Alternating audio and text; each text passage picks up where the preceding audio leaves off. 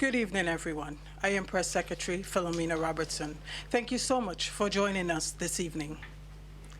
For this press briefing, we have present Prime Minister Dr. The Right Honorable Keith Mitchell, Acting Commissioner of Police Edwin Martin, and COVID-19 Coordinator for Grenada, Dr. Mitchell. Gentlemen, welcome to all. We are continuing in a state of emergency here in Grenada as part of the COVID-19 global pandemic. Prime Minister Dr. The Right Honorable Keith Mitchell will present an opening statement to you before you're allowed to field questions. Dr. Mitchell? Thank you, Philo. Microphone. Your mic. Thank you, Philo, and of course, good evening to all Grenadians, Caracunians, and Peter Martinicans at home and abroad. As we come to the end of this 7-day period of the state of emergency, I hereby inform our nation that a 24-hour curfew continues to be in effect from 12 noon today, the 6th day of April 2020, and ending at 7 a.m. on the 20th day of April 2020. Sisters and brothers, it is not an easy decision to make, but your government is convinced that having regard to the medical experts and the reports, that the action your government is taking is in the best interest of the people of our country. We continue to see the stark images and hear the horror stories from around the world as countries grapple with the devastating effects of COVID-19 pandemic. Therefore, we must continue to take actions in the best interests of public safety and the public health, and to safeguard you, the people and citizens of this country, who are our greatest assets. Government cannot do this alone, sisters and brothers. Every one of us must help. I cannot stress enough how important it is for everyone to remain confined to their place of residence during the curfew, so that we can minimize the potential spread of this virus in our community throughout the length and breadth of our country. Grenada's success, friends, in this fight against this virus depends on the collective efforts of all of us. Let us continue to demonstrate that we are indeed our brother's keeper. I applaud those of you who maintained the recommended distance as you went about your shopping day today. Although for some, the concept still seems to be a major challenge. We must continue to follow the advice of the health experts as we face this health threat. We understand your frustration, sisters and brothers, and we understand also your sacrifices. And we continue to modify our approaches as we get requests about problems in our community faced by our citizens. But as you know, there is no perfect solution. We will continue to explore best practices with one goal: to keep this nation and you, the people, safe. I also wish to assure you that from the standpoint of our suppliers, our grocery store owners, and the Ministry of Agriculture, that we are not facing an imminent shortage of food. I want to repeat, we are not facing an imminent shortage of food. Because I get the impression that some of us believe this is the last day to get some items. So I really urge you not to behave as if this is the last day that food will be available. There is, from all reports, there is enough supply out there if we all are disciplined enough to get it when we need it.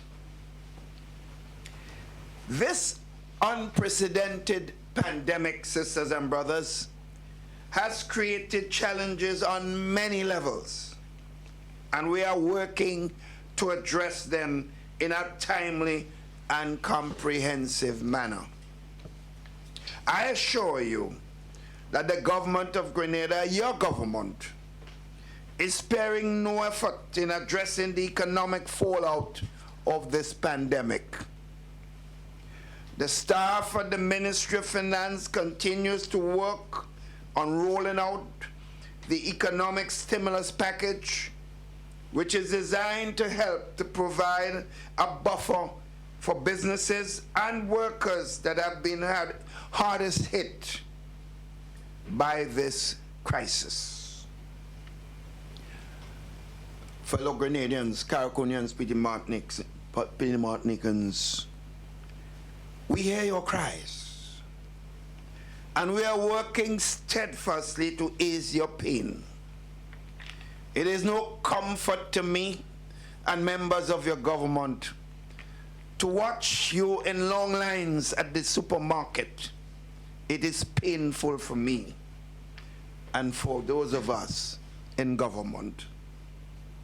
Government is also ensuring that vulnerable families continue to benefit from the seed program so they can still meet their basic needs. My friends, no address during this period will be complete without a sincere expression of gratitude for those at the front line of our fight against COVID-19. And therefore, on behalf of the government and people of Grenada, I thank all healthcare professionals and law enforcement officers, especially, for their daily sacrifices to ensure that Grenada is best positioned to weather this severe storm.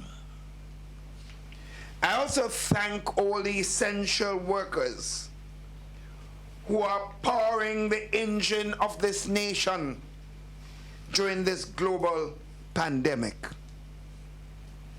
Sisters and brothers, I continue to urge compliance at all levels during this time.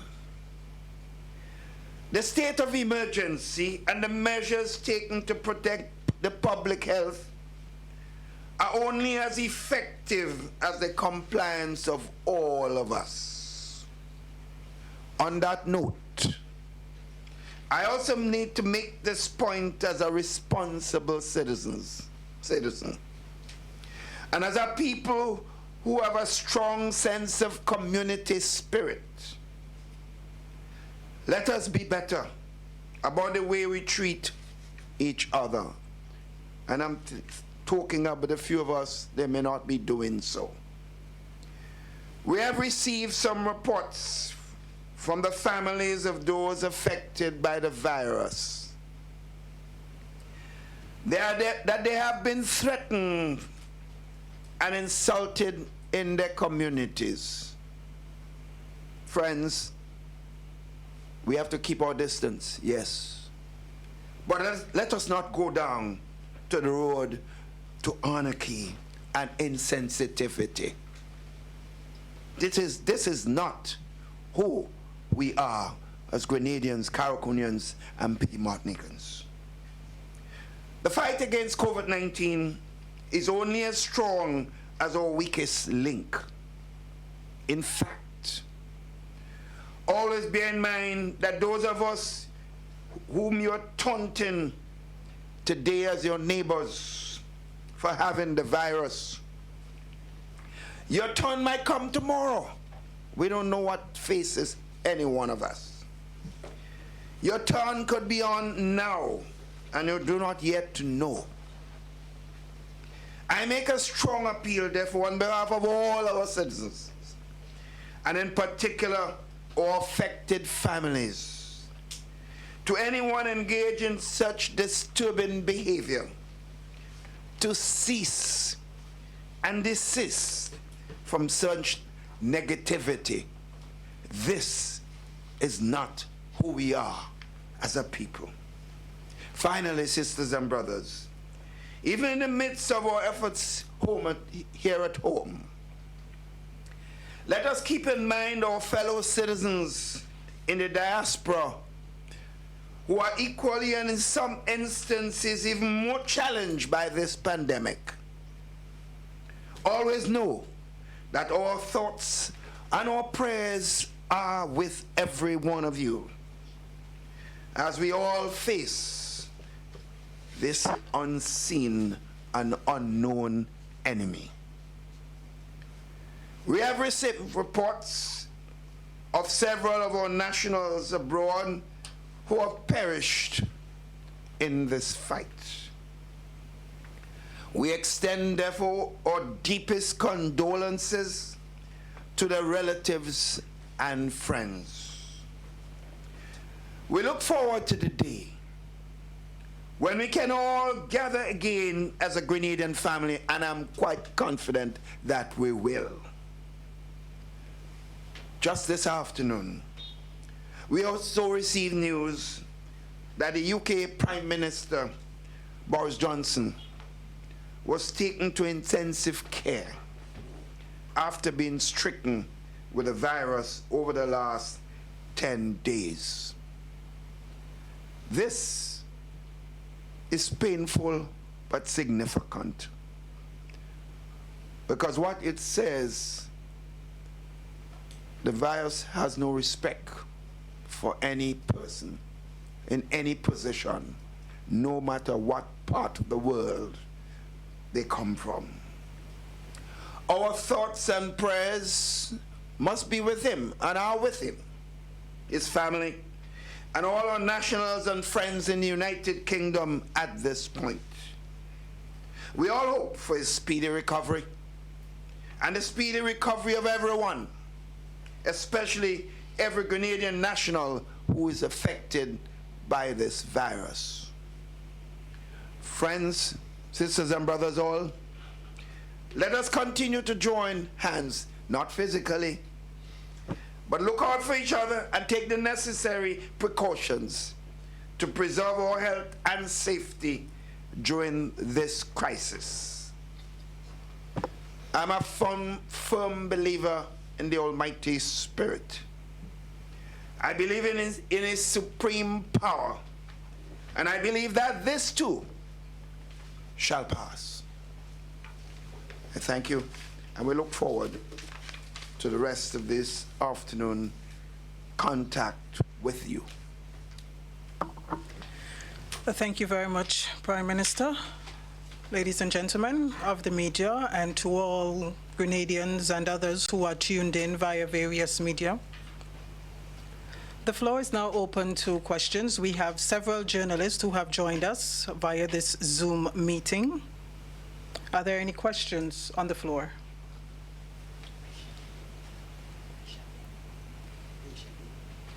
We have Rachel Bain with the first question.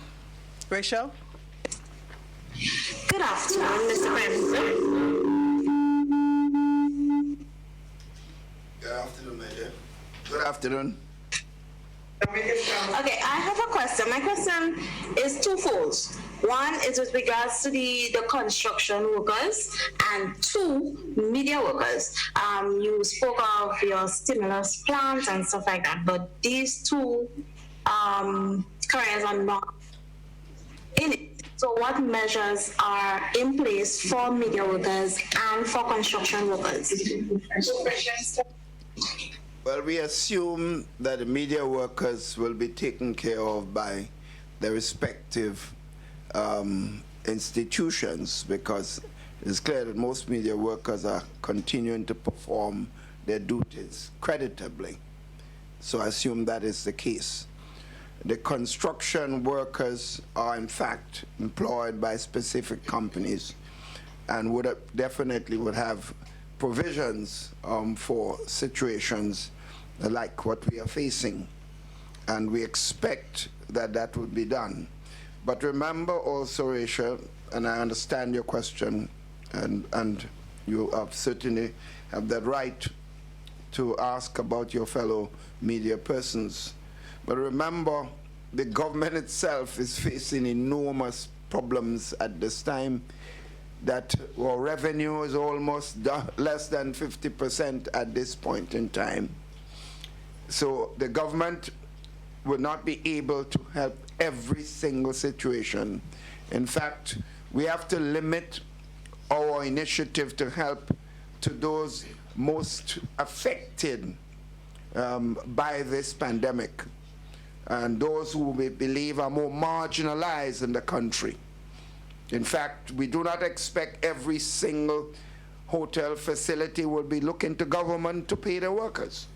We just will not be able to meet every single one of them. So I just wanted to make this point, but I understand what is taking place, and certainly we empathize with workers at all levels, and we empathize with every single business entity at this particular time. But there's just so much government can afford to do, and we do not want to overpromise to the point that we will disappoint almost everybody. Rachel, did you have another question, or was that it from you for now? Yes, I do. Mr. Prime Minister, what measures are in place for fishermen, those who have fishing as their only means of income? There's no other means of income. So what measures does the government have in place that would at least subsidize in some way or the other? That has come up with the covert secretariat, who has been leading the whole question of implementation of the stimulus package. But as you recognize, that the amount of work that had to be done in just a very short period of time to meet some sort of payment very soon to the workforce in many areas requires enormous amount of work. The question of data. The problem you have is that many fishermen are not registered with any institution, and that's the problem we have. In many cases that we are trying to find out who we should help. People are not registered, and that in itself tells us a story that we may have to correct. Because if every fisherman and every busman or every vendor was registered with an organization and paying something to NIS to protect themselves in the latter part of their life, our job to be able to take some initiative to help them would have been much, much easier. But we don't have data. That would have to be compiled. It will take some time to do so, and therefore it would be unlikely that we'll be able to take any initiative with fishermen, particularly this month. So work will have to start to assemble some list of persons, and which category of fishermen we're talking about, which fishing vendor we're talking about. So we need to define this carefully, because we do not want to make broad statement and disappoint people in the final analysis. But we understand and empathize with all the workers outside it, and the fishermen are an extremely important part of our society, And therefore, we need to look at this carefully, but at the same time, do it properly and not overpromise. We have the next question coming from Sherry Anwell. Sherry Ann, you have the floor.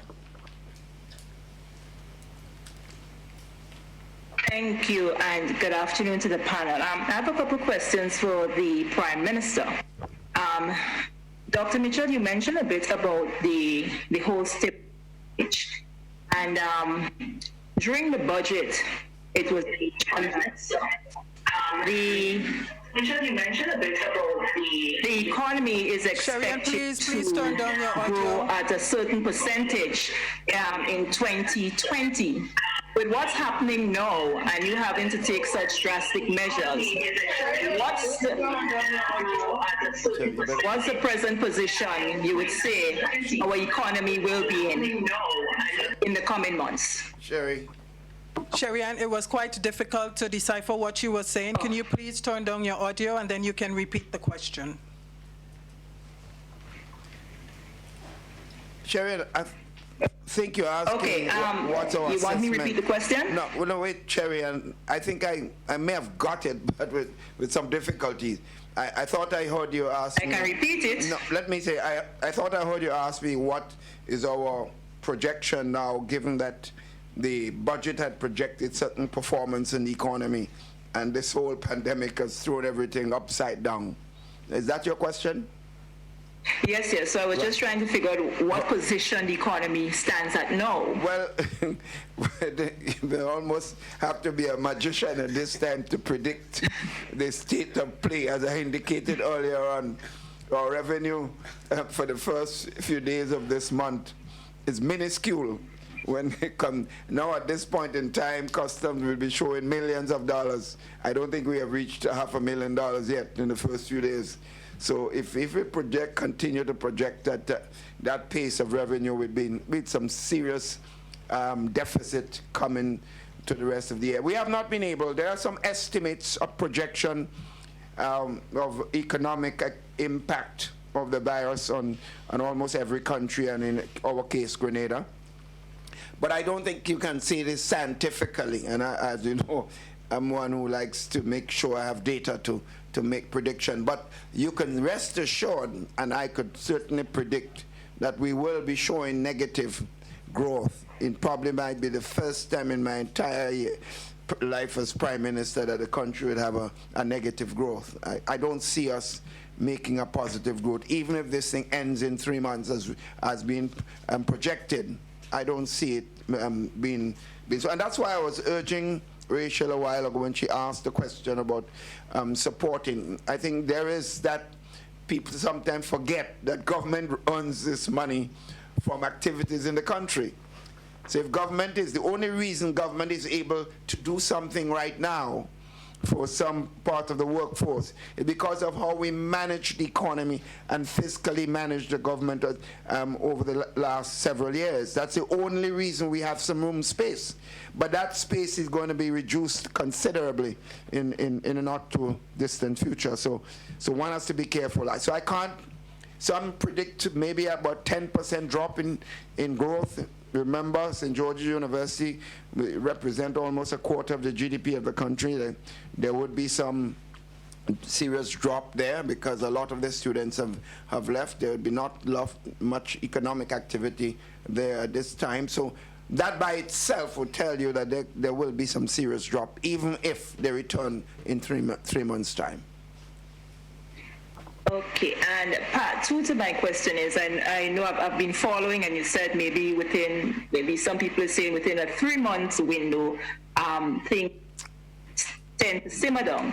But do you have a time when you're thinking that our ports and so may be able to open up? Well, I think we have to. I think you're looking at the airport and places like, and of course. The marinas and places like this. I think it'd be difficult to judge, but if you're going to look at what is taking place internationally, I think one would say it will take some time, because you still see New York under a lot of pressure. You see even the Prime Minister of Britain is going down, has problems with the virus, is in hospital. And therefore, there's a lot of infection in those countries and in Europe all around the place.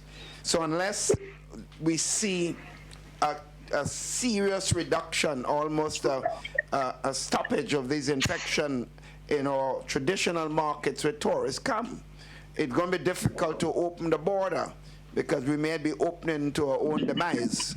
So it's sort of difficult to predict.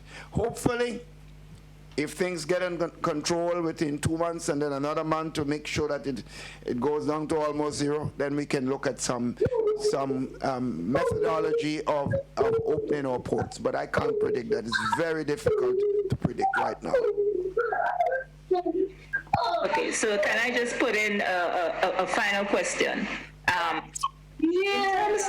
You mentioned a bit about the families. Is there, from the medical standpoint, are they trying to reach out to them, those who are being, for want of a better word, heckled because they have come down with the virus? I didn't get that. I didn't get that question. Okay.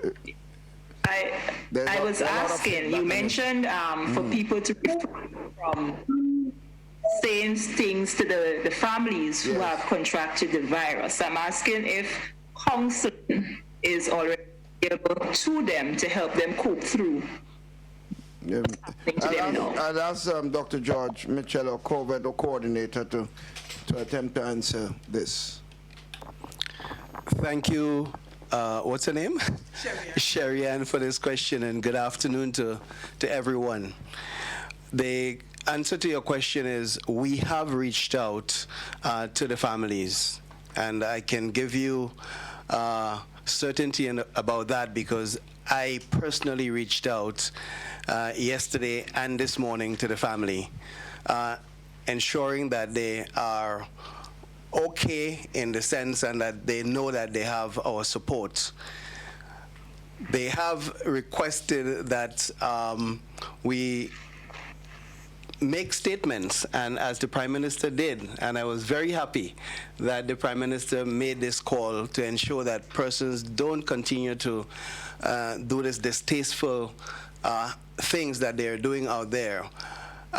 So yes, we have, and the counseling, yes, is on its way. We have a team that is already assembling, and they will be contacting those persons. But to answer your question, yes, we have not left any stone unturned to ensure that these families feel safe. And let me even just add the family of one of those families reached out to me from the UK, and I've been in touch with him, giving him our solidarity and letting him know that yes, we are going to be there for them and taking care of them. Thank you very much, Dr. Mitchell. Sherry, do you have another question?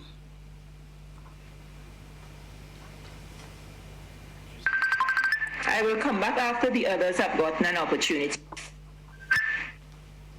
All right, good evening, everybody. Dr. Mitchell, can you tell us when grocery stores or gas stations will be opened again? Yeah, I think, yes, the Commissioner. Thank you very much for the question, and good evening, one and all.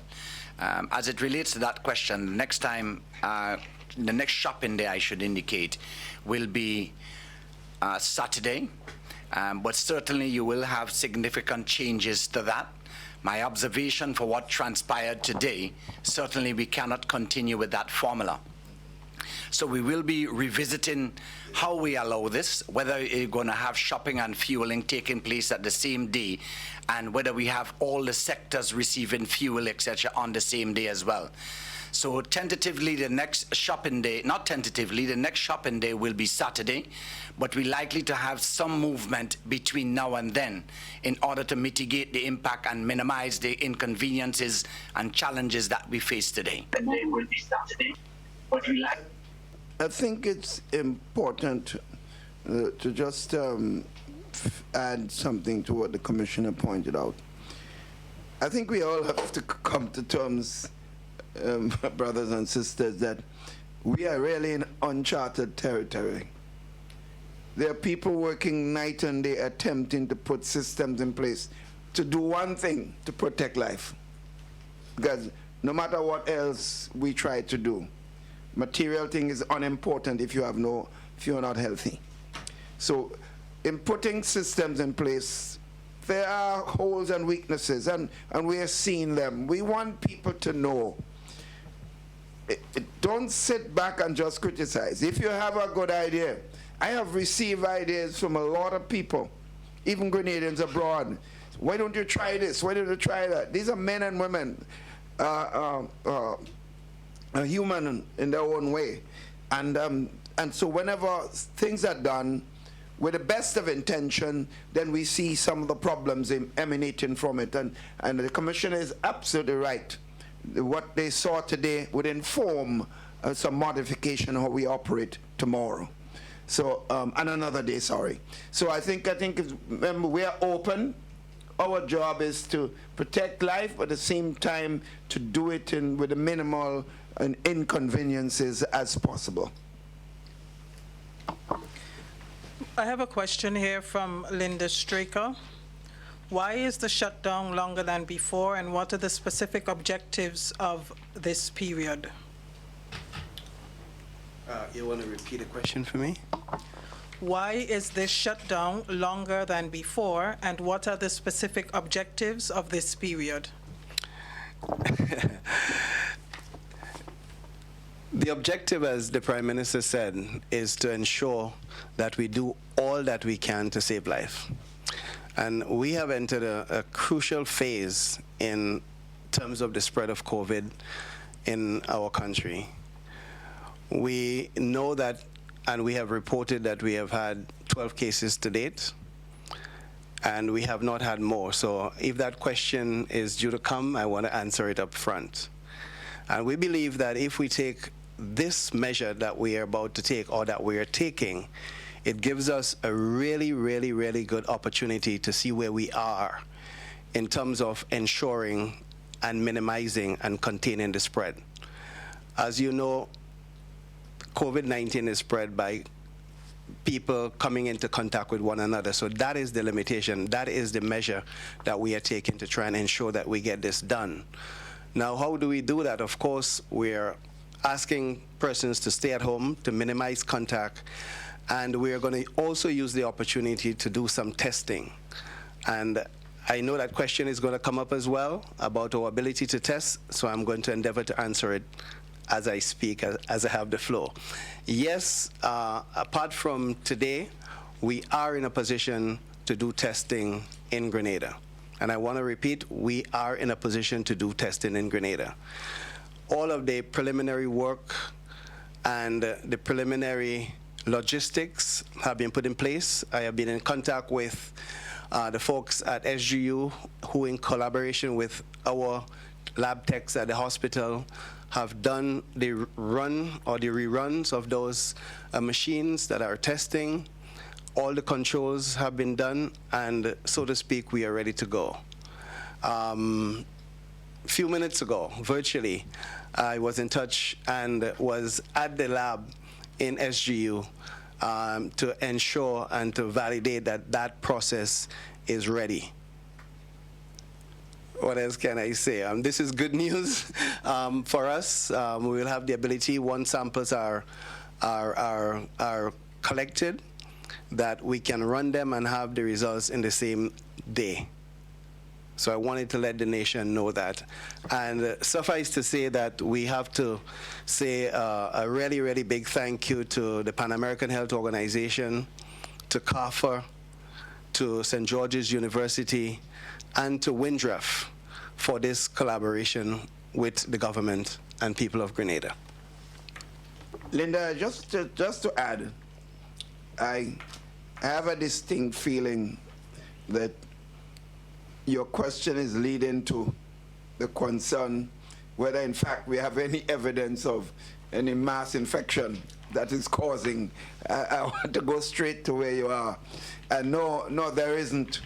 In fact, in fact, the additional measures being taken is because we see evidence that we might be going through getting past the critical period. So we want to ensure that we do not go backwards, but we're going from here forward. So to do that is to lock down things as much as possible so that we do not have a problem later. So it's a protective measure. If anything else, it's a good sign. I'm telling you this. It is a good sign. And Dr. George Mitchell said, the hope is that we won't see more of this, and that we can maybe in 2 weeks' time, another week time, we might be see a lessening of the tightening of the lockdown procedure that we are implementing. So I think we should feel relatively happier that we are locking down things so that that period where people were able to get infected, they will no longer be there. And that because the borders are closed from outside, then the chances of further infection will not be real. So I think that's it. So I hope I got to the point you're trying to get to, Linda. Linda has a second question here. While she can understand the rationale behind no consumption of alcohol in public, can we explain the rationale for not selling alcohol for private consumption?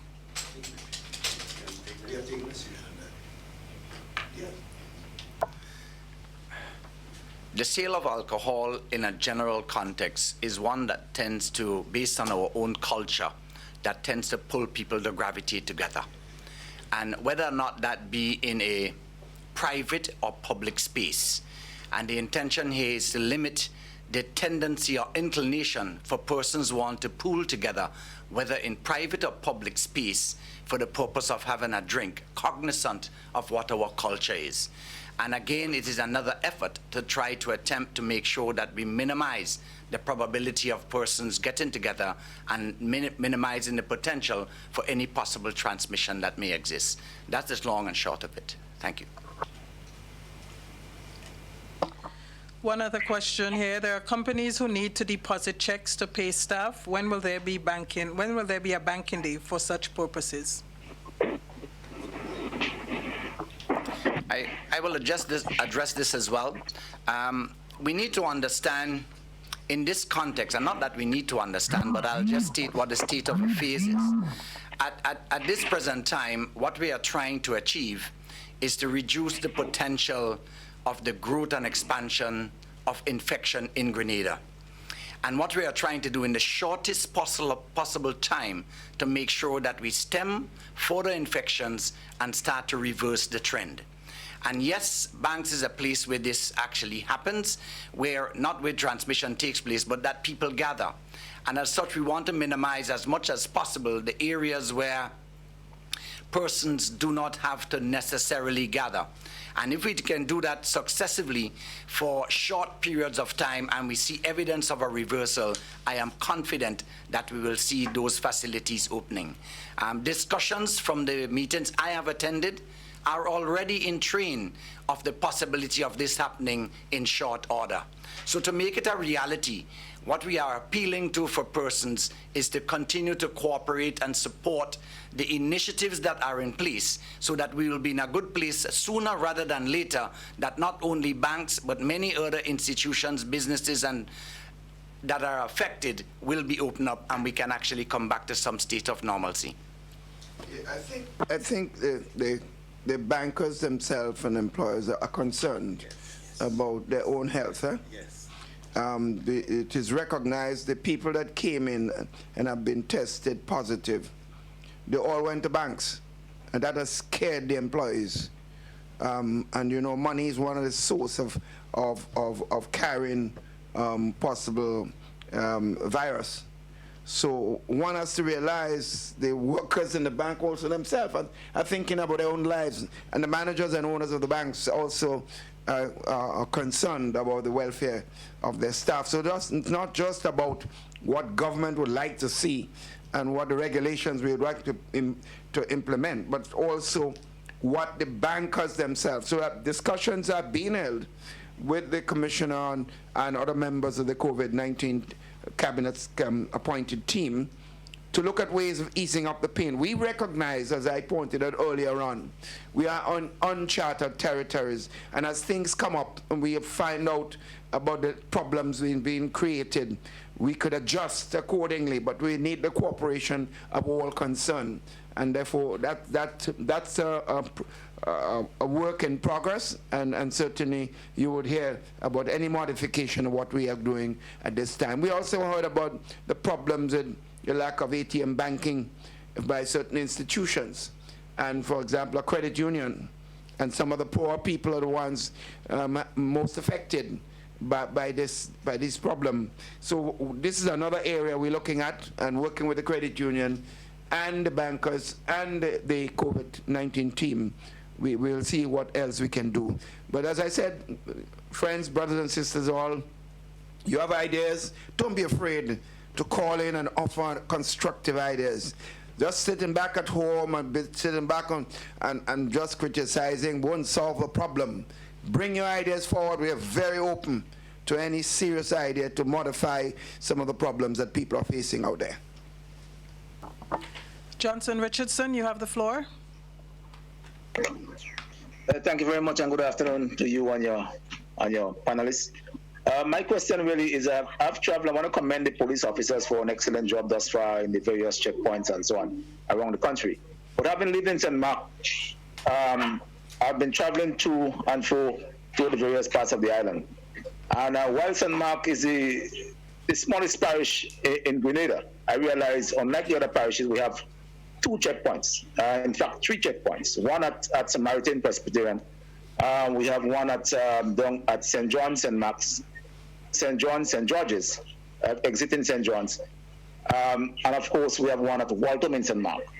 I want to find out, for whatever reason, what is the purpose for the one in Waltham?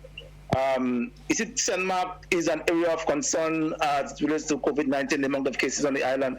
What exactly, and what's the reason for the checkpoint at Waltham in St. Mark? And that's my first question. I have a second question I would like to follow up on.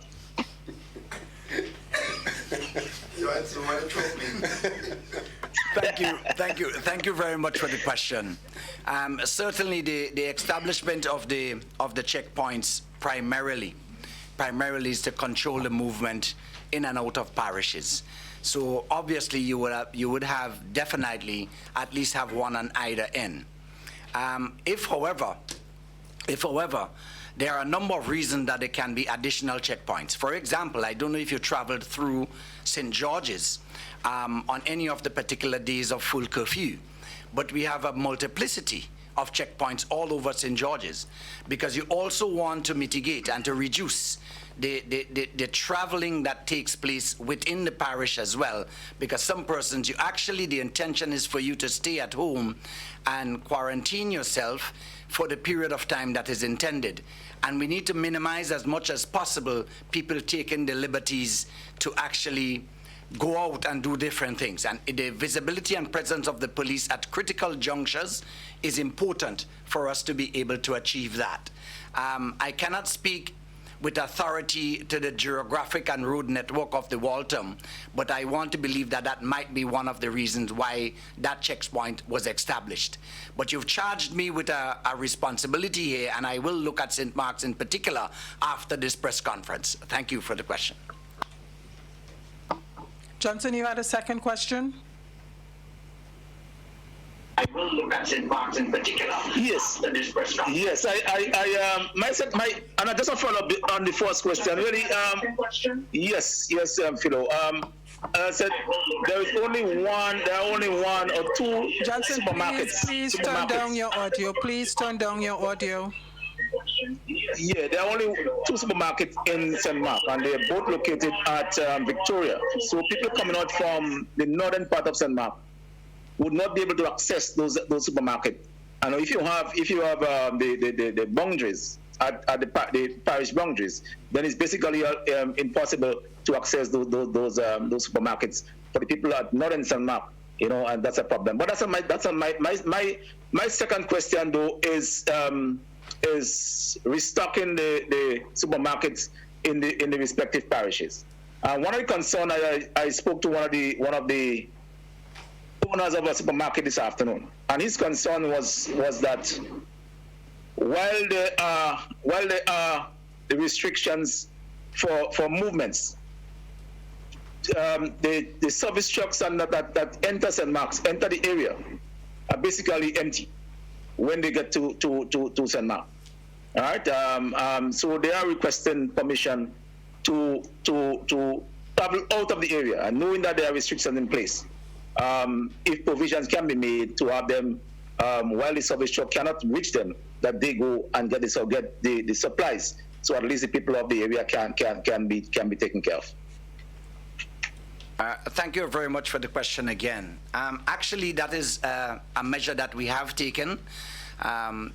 However, St. Mark did not come to my attention. One of the things we try to do is to give the best possibility that every parish can have all the supplies that we require to serve the communities. And so we have made the decision, and I know there have been, from St. Patrick in particular, some of the suppliers there, we allow them to travel to St. George's to collect supplies, in addition to having the supply trucks from St. George's come out to do exactly what you are asking. We will look at the St. Mark situation, and if there are suppliers that can do that on the days that we are doing it, we will adjust it. We have also realized that doing the restocking on the days that are shopping may not be the best option. We need to make sure that the shops are well stocked before shopping days. So going forward, we will revisit that as well, because the shop is empty and the trucks are now leaving St. George's to bring up supplies. It makes no sense. So we definitely will look at revisiting how we do the time for the supplies to come out, that when we do shopping days, all the shops and supermarkets, mini marts, etc., should be properly stocked. And the crisis of waiting for stuff to come up should be a thing of the past and should not happen again. So thanks for the question and the ability to bring out that bit of information. Commissioner, while you're on the subject of restocking, we have a question from Carriacou in terms of allowing cargo boats to come up to restock the supermarkets and the shops up there. Okay, thank you very much for Carriacou. If my memory serves me right, I think Amelia, the boat Amelia, have left today with supplies for Carriacou. We continue to collaborate with Carriacou, to the Minister and the Ministry of Carriacou, to meet the needs peculiar to Carriacou needs. And today, certainly, I know I had to give passes to a number of farmers to bring produce onto the boat in order that Carriacou can have adequate supply. So I believe that the Amelia should be carrying up supplies for Carriacou today, and probably in Carriacou already as we speak, maybe, depending on the time of departure. Thank you. I just want to make a point, might be slightly controversial, but I think it's important in the context of public health. I have a concern at Carriacou and Peter Martinique in the context of what is taking place in the Grenadines. St. Vincent has not locked down their borders. And I mean, I have to speak to that because I have to be concerned about life. I cannot tell the leadership of St. Vincent what to do, but if their decision affects the life of the people of Carriacou and Peter Martinique, I have to be concerned. A lot of people get food stuff from St. Vincent, and therefore one has to be careful. The borders between St. Vincent, the Grenadines, and Peter Martinique is almost open. The Commissioner and his people would have to be doing a lot more work. The fact is, if we close our borders because of the possibility of infection, whether it's from a Caribbean country or whether it's from the United States or China or Russia or wherever the country comes from, we have to protect our people. I remember when this all started, there was all this concern about Chinese coming here. The infection we've had so far have not been any Chinese coming in here with anyone here, right? I want us to be concerned. As I said, I am speaking. I know it's controversial, but I am not the type who like to hold my mouth when I see something it's absolutely necessary to speak about. So we have to protect our brothers and sisters in Carriacou and Peter Martinique from what is taking place in the Grenadines at this particular time. Junior George, you have the floor. Thank you, Philomena, and thank you, Mr. Prime Minister. Also, thanks for recognizing the folks here in the diaspora. Right now in New York, I'm in Queens, one of the hardest hit areas here in the United States, where it's a difficult situation. It's emotionally trying on all of us, it's depressing. Every day, every minute of the day is sirens and that's what we're seeing here. So I appreciate the fact that you recognize the folks in the diaspora. We really are going through a lot at this point in time. But my question is, after looking at a news article that came out from Barbados, where the Barbados authorities are saying that certain equipment was held back from entering Barbados after it was ordered. My question is, does Grenada have any problem getting equipment as far as ventilators and other personal protective devices that are not meeting our shores because of it's been withheld or hold up by any other authority outside of Grenada? Junior, first of all, let me empathize with you, with the diaspora community, yourself, and all of those who we are watching the reports of what is taking place in Queens and Brooklyn. These are places where there's a high concentration of Caribbean people and Grenadian people. So I could understand how you feel, and all of us feel at this particular time. So I think I just want everyone to understand that our prayers are with them at this particular time. I, in fact, lost one of my former cricketing brothers, Kingston Murray, who passed away. He was one of Grenada's fearsome fast bowler in the 70s, who played with me. So this is taking a lot of toll on a lot of families throughout the length and breadth of this country and those of our friends and brothers and sisters abroad. Now, to answer specifically, we did get the information about what took place with the Barbados situation. What is happening, even in America, you notice there is this competition between states. In other words, people are just fighting for their own communities. What is happening in America now has a problem with ventilators, and it's insisting that all ventilators must be kept in America. So any list of ventilators that come to America might pose some problem. It is not fair, but you know, this is the nature of the world that we're living in. People look for themselves first, and others have to fend for themselves. So we have not had it directly because we have learned from that lesson, and we're using other alternative.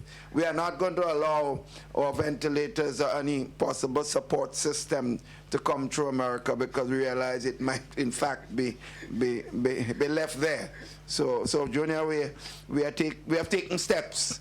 In fact, I think we have received some support equipment today. I believe landed today, but it didn't go through America. Okay. My next quick question is, as it relates to the drug, I think it's hydrochloroquine, that a drug that has been recommended by the president that is said to be a very effective drug in treating the coronavirus. I know a lot of different hospitals in the U.S. are using it with some level of success. And also there is a drug from Cuba, which also said to boost the immune system. I'm curious to know that what's Grenada's position on any one of those drugs. If any one of those drugs are being prescribed by doctors, or does Grenada have any availability to those drugs on the island at the moment? I'll let Dr. Mitchell to address the health issue involved, but I want to address the political aspect of this. I'm a politician, I'm not a doctor. I'm not a health expert. And any politician who want to play doctor, I leave it up to them to do so. I will not be one recommending any drug until the doctors and the scientists indicate that enough tests have been done to justify it. I've been reading and listening all aspects of drugs. In fact, one major scientist who are involved in research at all levels, and it's supported by many of the scientists in the United States, said this whole COVID-19 might be solved by not just one drug like HIV. It might be a combination of drugs to deal with it. So I don't think we have enough information, and the side effects of one drug could be a major problem for an individual. So what might be successful in one patient may not necessarily be successful in another person. So one has to be careful. So I would certainly not want to recommend as a politician. So that's why I said let Dr. George Mitchell, who the COVID expert and is a medical doctor, address the medical aspect of this. Thank you, Mr. Prime Minister. And Junior George, thank you for your question. The answer to your question is that yes, our protocol or management protocol that has been developed by our medical team does involve the use of hydroxychloroquine. It is not this only drug that is being used, but it forms part of the regimen and the protocol that we use here in Grenada. Thank you, Dr. Mitchell. Next up, we have Sherry Ann Blackman of GBN. Pleasant good evening, everyone. Mr. Prime Minister, the first question I want to ask is to you. Have there been any figures given in regard to Grenadians who have been residing in the US and the UK that have died as a result of COVID? Any figures from the diaspora? Not yet, but we are now attempting to do that statistics.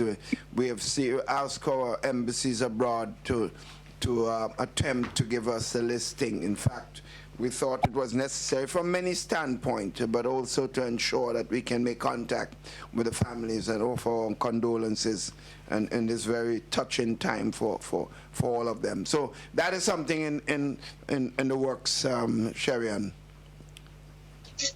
Secondly, from me, there are 52 Grenadians on board 2 cruise ships in Florida, and they have been begging to come home. Have there been any discussions and decisions on that particular issue? Yes, there have been discussions. The Minister of Tourism has certainly raised it, but it's a very difficult issue. It's not something we can say just bring them home, because clearly they're coming from infected areas, and therefore to bring all of them in one time, that means we'll have to have the facilities to quarantine all of them, and I'm afraid at this point in time we do not necessarily, their preparation being done. They have a right to come home, and they have a right to receive the support from us. But at the same time, there is a right also to protect all the citizens of this country from infection. So we have to balance this issue in a very serious way. But thanks for the question. I have another. What are the preliminary unemployment figures that you have been receiving thus far as it relates directly to COVID-19? We haven't had the statistics yet, Sharon.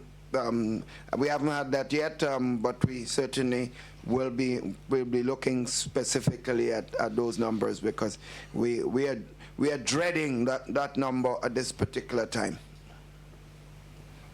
And finally, for me, the World Bank would have given $160 billion over the next 15 months to support COVID-19 measures. What is the share of that quantity that Grenada is going to be getting, and what is that money going to be used for? Well, many of the financial institutions regionally and internationally have certainly been in discussion with governments throughout the region for the facilities that they have made available. But each of them have conditions, and of course proposals have to be written. So we are actively pursuing every single one of them. As chairman of the Monetary Council of the Eastern Caribbean Central Bank, and we've just, of course, met and there are serious resources that will be made available to Grenada. Over $62 million for both private and public sector at 2% interest. And of course, the Caribbean Development Bank is also making, in fact, only this afternoon, I had discussion with one leading economist of the Caribbean Development Bank for specific support. The World Bank has been in two meetings with the regional leaders about specific help. The IMF also. So we are touching all bases. UNDP has also provided some specific support, the European Union. We are touching base, the Ministry of Health and the Ministry of Finance and other agencies. They are working. Our ambassadors abroad, also in Brussels and other places, are working. One thing I can tell you is because Grenada has managed itself very well in the last 6-7 years, we are at the top of the list of any specific help to be given to the region. We would be one of the first persons that would qualify because of the way of manage our economy. So the opportunity for support looks very good, but we won't count the chicken before it's hatched. Thank you very much, Sherry Ann. Rena, I know you're waiting, but because you also represent GBN, I'll just allow another media house to go before you. Mikey, you're on. Okay, I would like to say hello and thank you to the panel for giving me the opportunity to ask my questions. I have 2 questions here to ask. My first question is, what is the rationale for Saturday being designated as the next shopping day?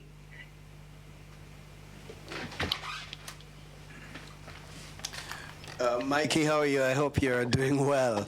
I thought this question was addressed earlier on when I answered to the fact that we are at a critical moment in the fight against COVID-19.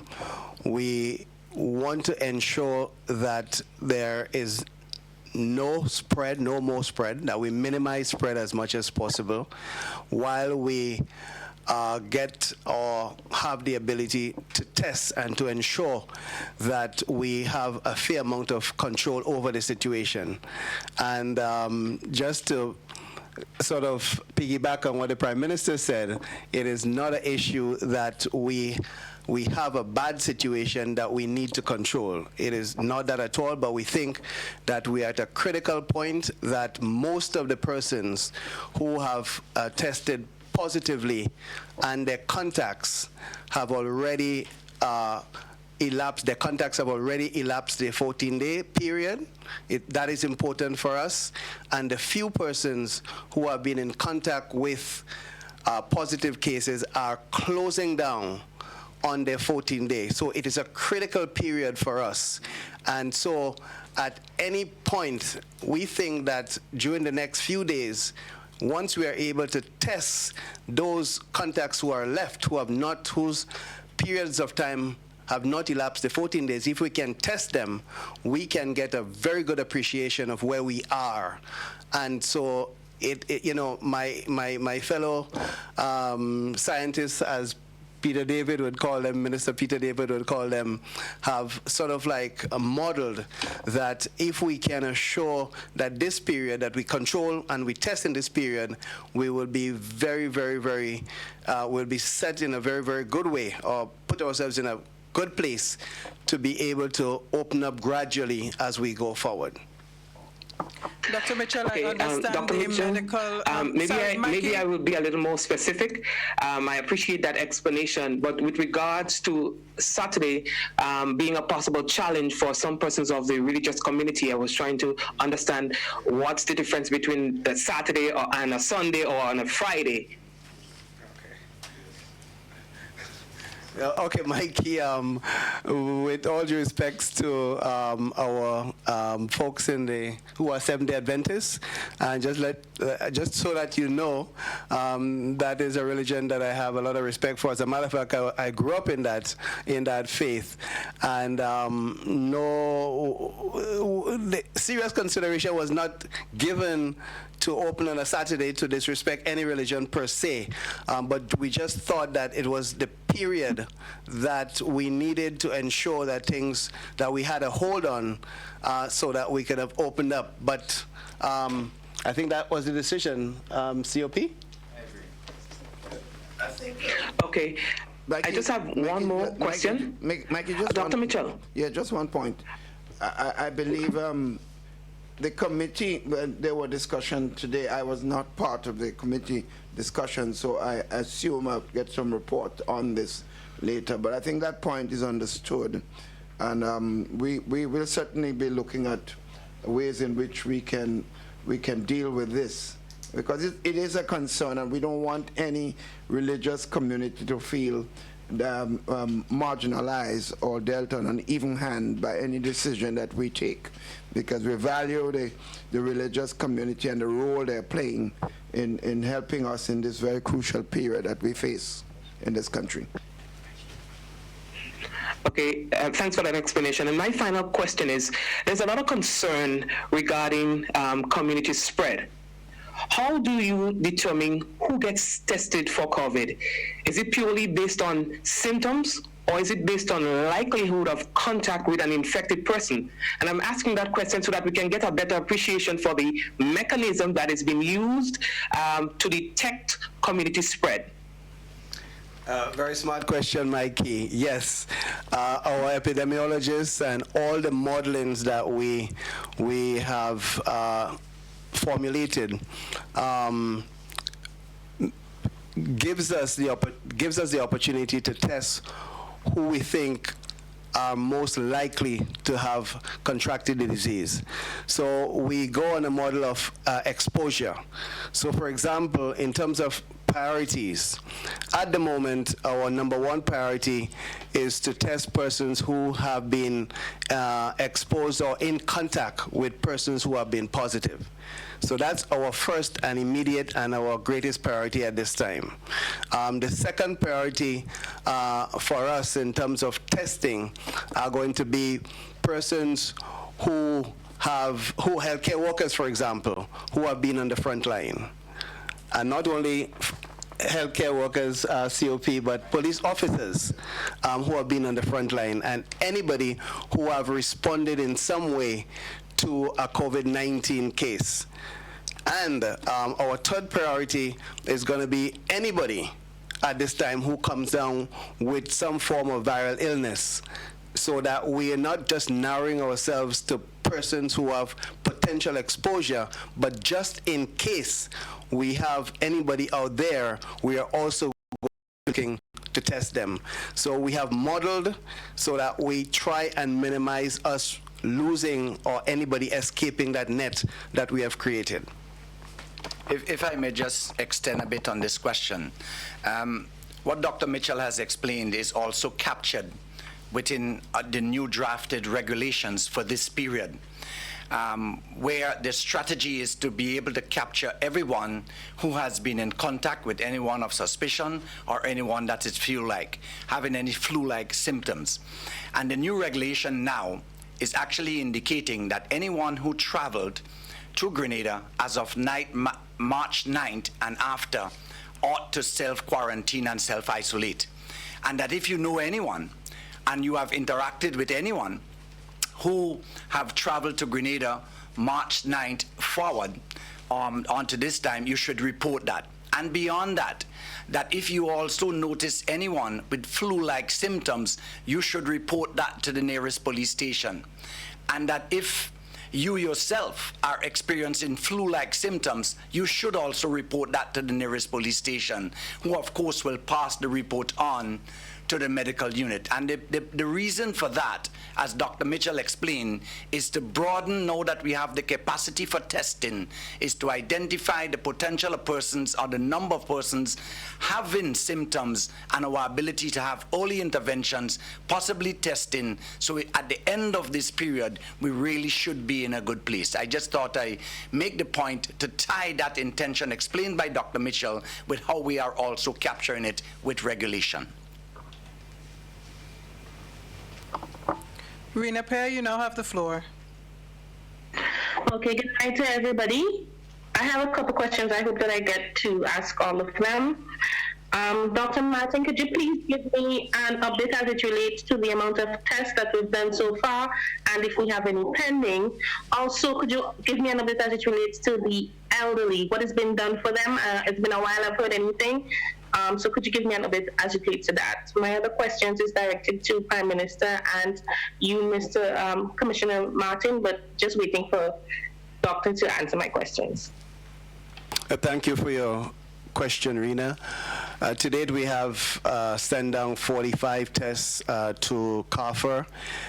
We have had results for all of them, so we have none pending at this moment. The elderly, what is happening as it relates to the elderly?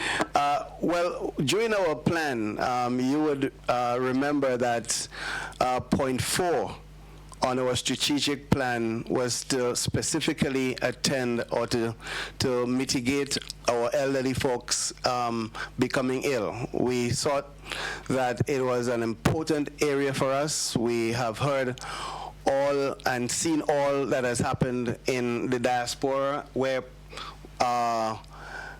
facilities, elderly homes, etc., had a lot of casualties, and we really wanted to make sure that we protect our elderly folks. So that particular point in our response, our strategic intervention, is being led by the Ministry of Social Development, who have had training for the staff, who have ensured that persons there get face masks and all the necessary precautionary measures that we could bring to bear on that particular group to ensure that infections are not passed on to them is ongoing and will be made more and more as we go on, so that that group is protected as much as we can. All right, understanding that persons cannot access the bank and maybe they are not able to access their salaries because some of them would have been home for a couple of days without receiving the salary due to the, let's say, the fortnight not ending at that time. A lot of people are now relying on their family members overseas, including the elderly, who I know a lot of people complaining that they would have spent the money that they would have received the last Thursday of last month already and not able to shop. Is there any consideration MoneyGram and Western Union being open anytime?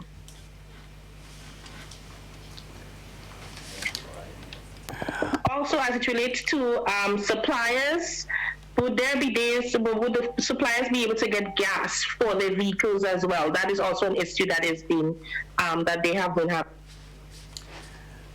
Rena, the issue of financial institutions opening has been a lively discussion point during our meeting. We do understand that there are so many varied issues relating to that. And yes, this one came up pretty late in terms of the need to have these institutions opened. So yes, that would be taken on board to better serve that percentage of the population who rely on that. But that would be a decision that would be contemplated on as we go forward. On the issue of gas for suppliers, if I can answer that for you, we have identified very clearly that this is 2 days now that suppliers have been going around the country supplying. So of course I don't think they can do a third day without gas. So the strategy will be, and this is not just for suppliers, but we also have a number of workers who are working the supply chain as well that need to provide with fuel, salesmen, staff who are stocking the vans, etc., that needs to go out. So together with my preliminary remarks or my initial remarks as it relates to a new strategy in ensuring that our shops are stocked before shopping day and not suppliers coming with supplies when the shops are open but empty, that strategy will also take on board making sure that the workers as well as the supply trucks have fuel up and be able to operate seamlessly. So that will be considered. Thank you. Okay. My final question is to you, Prime Minister Mitchell. Are you aware of any flight from the U.S. coming in on Thursday with Canadians? No, I'm not aware. And I would be shocked because the airport is supposed to be closed. So I'm not aware of this at all. That would be a shocking piece of news. So no, Rena, I'm sorry. I have not heard that, and I don't expect it. One thing I want to urge, I want to urge all persons. It's unfortunate, but they have all sorts of rumors. I saw something this afternoon. I couldn't believe it. It was purporting to come from an health expert in Grenada. They close down everything, get ready because things are in bad shape, you know. And I think what was being sad about this is it was being forwarded to a lot of other people who got scared. And if it reached me, it tells you how scared people were. And I think people just have to be discerning at this time, listen to official statements from the government. We have no reason to lie to you. To lie to you is to lie to ourselves and of course, to be found guilty later and pay a heavy penalty. We have the independent persons involved in providing information. Dr. George Mitchell has been your CMO for years as a public servant. He has no reason to come here and lie for anybody. Our Commissioner of Police has a fundamental responsibility for security, can't afford to be telling lies. And I just want us to all to just be more discerning and stop forwarding messages that frightens other people, because some of us might have weak heart, and you never know, you might send us to the great beyond. So be very careful. Okay. I have a final question. I know that I said it's the last one, just a final question. It's regarding the concerns of persons who ran on the farm program, the apple picking program in Canada and other places. Is there any discussions with the farm owners as it relates to the persons who are not able to go over to Canada, as it relates to, you know, maybe next year or later on in months? Persons are concerned about their job as it relates to that. So I have had no information on that, and therefore we'll deal with it when that comes up. The Minister of Labour, who's also Foreign Minister, has not informed us about any problems in that area. So when it comes up, we'll deal with it, Raina. Odette Campbell, you're next. We don't seem to be hearing from Odette there, so I'll just go to questions. Good evening, Mr. Prime Minister. Yes, Odette. Go ahead, Odette. What is the timeline for payments to persons identified as beneficiaries of the stimulus package who've already submitted information requested? As question one, timeline for payments to beneficiaries who've already submitted their information. Question two, would NAWASA be offering concessions on rates since people are required to sympathize with? Well, I think the issue of the information, I think the workers and businesses can submit their information as early as possible. And while there are deadlines, I don't know that we've received information slightly late that we would not want to proceed with dealing with it. So I think we can certainly want to ensure that we can do so. But the thing about payment, as you're aware, the problem and challenges we have is that everybody's on lockdown, and the public servants are also on lockdown, and it requires a lot of paperwork, a lot of information. So that's why I want to compliment. There are a lot of excellent public servants. We have those who have not stepped up to the plate, but there are others who have provided human service night and day, attempting to contact all hoteliers, all businesses, to look at the workforce and going through the list and deciding how much we can be able to pay people in a given time. But we hope we can do so by the 20th of April. But don't stick me to that too completely, because I know I'm not the one doing the hard work of going through the data and doing the things. So while that's our intention, because we want to do it before we look at government payroll, which the staff has to also do. So there are a lot of challenges there, or that at this particular time. I can't remember the other point you raised. What was the other point? What? The second question, Mr. Prime Minister, would WASA be offering concessions on rates since people are required to sanitize? Poor WASA. WASA already don't get enough money to meet the fundamental bills. We are looking at the more lucrative companies, Grenlec and the telephone companies. They're in a better position to provide concessions, and therefore we are asking them to do so, and we're certainly behind them in that respect. But I don't expect NWASA was not in a position. If anybody has to do anything with water rates, it would have to be government again coming forward and providing the resources, not NWASA directly, because they are very challenged at this particular time. Thank you very much, Odette. Prime Minister, I have a question that came in here via message. What support is there for persons with agricultural produce that is spoiling? We have, in fact, been looking at this. The marketing board has been looking with the Ministry of Agriculture, attempting to work with the farmers. We are looking at some sort of help for the market vendors, even if it's just a one-off that we are looking at. So but that's the problem with this. Some of the things that we want to do. It's a question of collection of data, who to pay, who to provide support to. So you could have the best of intention, but we can't throw government money away. And at the same time, we can't leave out those who are badly needed of the support. So it's a very complicated situation. I assume after we've done the first set of payments, we expect to see some people coming forward and say, well, I was left out, and would you consider me? So that's an area it's a work in progress. Thank you, Prime Minister. I just want you to wear your chairman of the Monetary Council hat for a moment. Activity for the entire sub-region.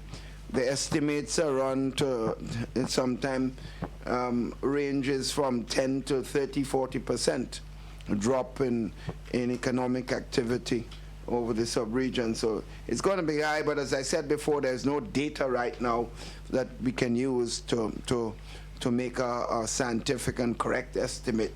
But we expect within another month or two, there should be enough information that gives us an opportunity for good projection.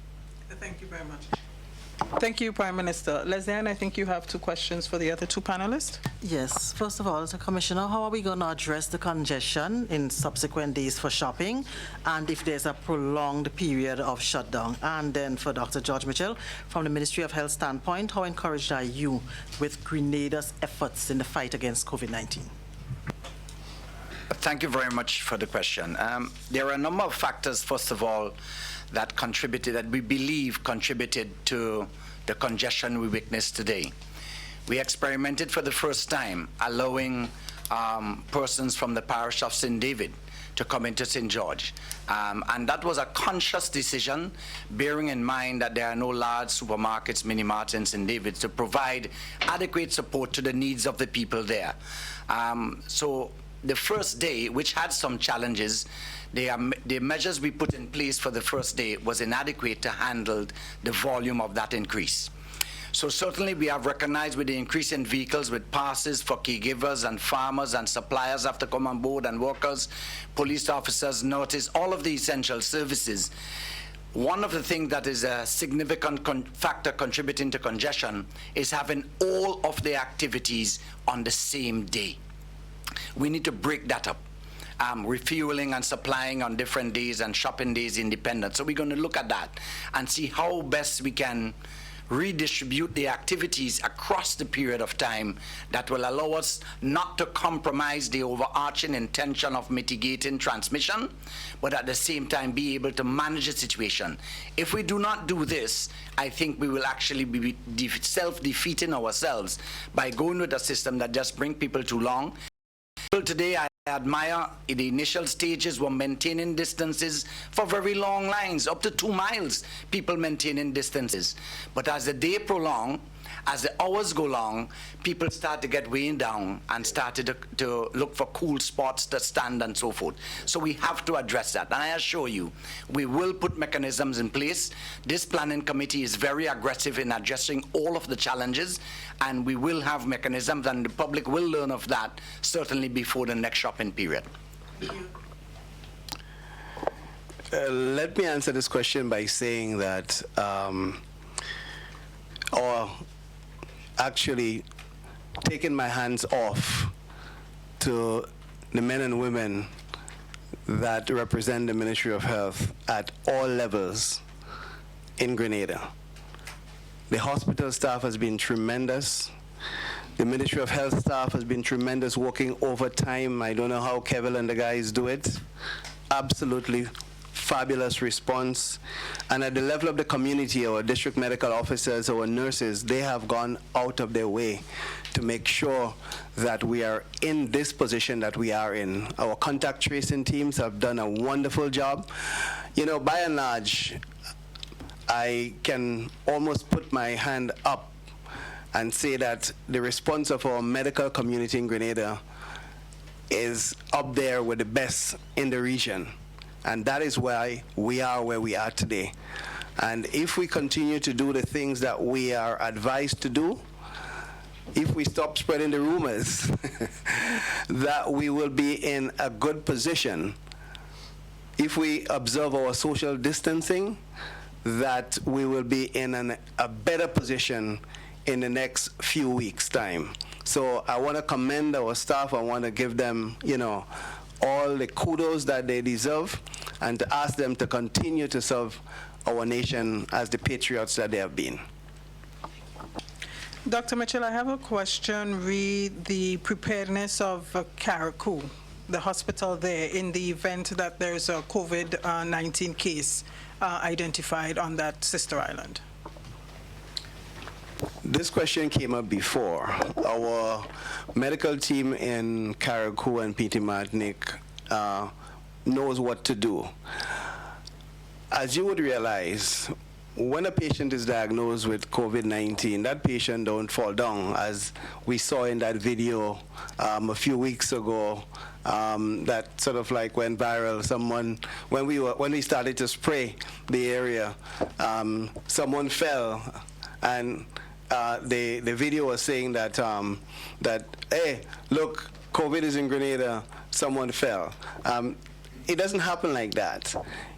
As you can see with the persons who we have diagnosed here, the persons are basically sick with flu-like symptoms and so forth. And as such, the protocol is that that person is managed, and if, unfortunately, that person needs further attention or hospitalization, then that person will be transferred to Grenada.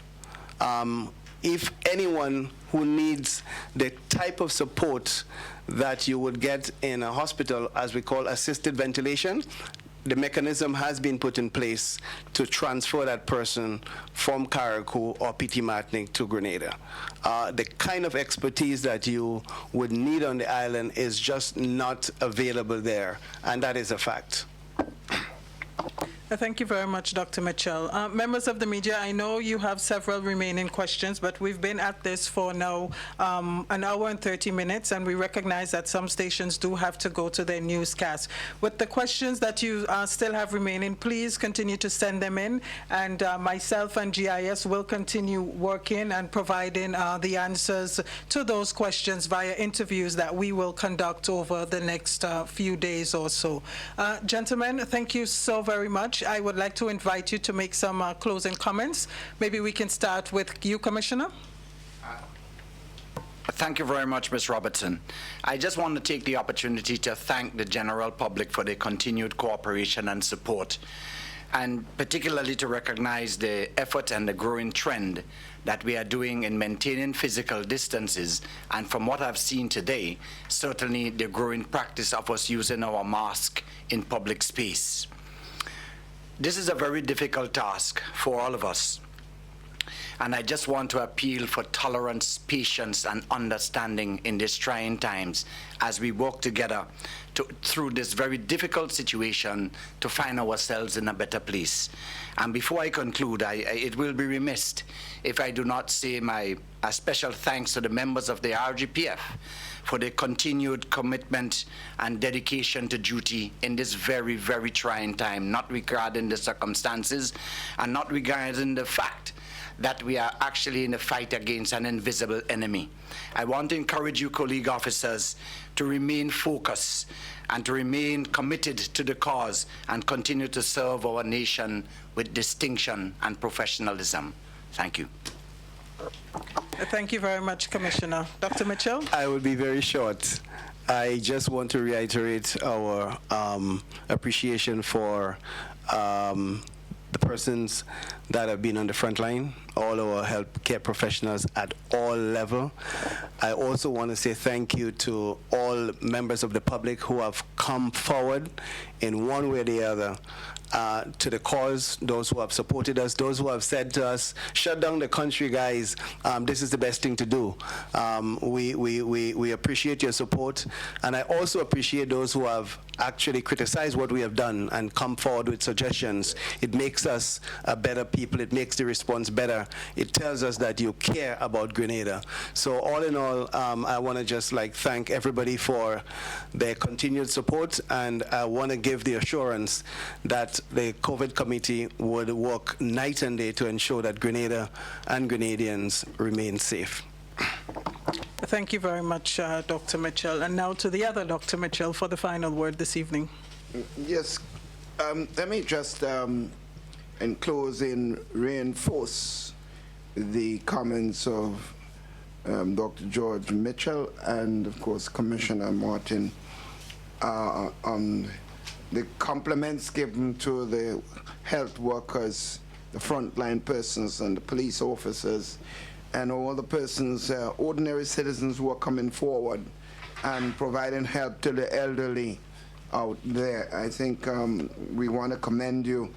To the religious community, I also want to hold my hand out to them for their continued support and also providing leadership to their community at this particular time and guiding them to be safe. I do want to add my comment in that particular area. But I also want to commend my cabinet colleagues for their continued support and hard work and putting themselves on the front line, really, with the different constituents. We had a virtual cabinet meeting today online, and it was as effective as being there together. So we are doing what we are advising others to do as much as possible. And I just want to compliment all of the people of our country who are sticking to what we believe is necessary to be done. I just want to add a word of caution as I attempt to drive around sometimes to look and see what's happening. I see some of our elderly citizens sometimes unwittingly, unknowingly walking around or sitting around, and I think it's a responsibility of all of us, if we see it in our community, to advise them that that should not happen, because they are the most vulnerable persons in the community that we have to be looking at. And I also have to warn others, the country as a whole. Brothers and sisters, remember, the health of your health is one of the most important things. I do not ease up on my daily exercise. I think this is absolutely crucial. I think while the tendency is, because a lot of us don't usually find ourselves in our homes for this lengthy time, and we might tend to, it is said when you're home a lot, you tend to pass by the refrigerator a lot. We have to ban the refrigerator to some extent, because that would encourage us to be obese, and that is a factor that would aid the virus if something happens to any one of us. So I'm giving a doctor's advice. I'm not a doctor. Michelle is sitting there to me, but I think it's important, very important, and to ask all of us to do so. But I take off my Prime Minister hat and I put on the hat of the parliamentary representative for Northwest St. George's. And to say it feels for me, for the people of Northwest St. George's, particularly so at this time, because they're dealing with 3 major issues at one time. The millennial problem with the road has affected business and the social and economic life of the people of Northwest St. George's in a very serious way. And immediately afterwards, we're dealing with COVID-19. And even before that, Perseverance Dump and the smoke and inhalation with the people there. We don't know the impact of this on the health of the people in the community. I went up there last week, and I certainly felt real sorry for the community. Having to sleep in that condition there, it's testing and it's worrying to me as the parliamentary representative. And I of course, speaking to the ministry, the solid waste division, to do what they can. But as you realize, given COVID-19, that is the emphasis right now, and it is certainly affecting whatever initiative can be taken. So I just want to call on my friends there, my brothers and sisters throughout the length and breadth of Northwest St. George's, to understand that I feel your pain at this particular time. On a final note, you know, with all the problems happening, sometimes you have to have a sense of humor in all that is taking place. If you don't have humor, we all can go crazy in this time.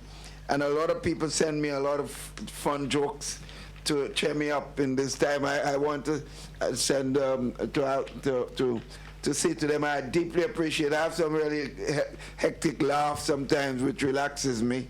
In fact, the last one I received was, and 2 persons sent me, it's strange enough, they know that I like cricket a lot. So they sent me the last one of the innings of Brian Lara in Barbados in the 80s when they beat England. And they say, Prime Minister, I know you love to watch this, and almost 20 minutes of this. And Brian Lara saying that this was the best cricket innings he has ever played in that Barbados innings, not the world record, that inning in Barbados. So I just want to thank every single body in the country and to thank all who are working together. Let's stay together. Let's build back together. Let us beat this thing together, and I'm pretty sure we will win. Thank you very much, Prime Minister, and to the other members of the panel, Acting Commissioner of Police, Edwin Martin, and our COVID-19 coordinator here in Grenada, Dr. George Mitchell. I am Press Secretary Philomena Robertson. We're so appreciative that you've stayed with us for this extended press briefing. Some key takeaways for you. The 24-hour curfew continues until 7 a.m. on April 20th.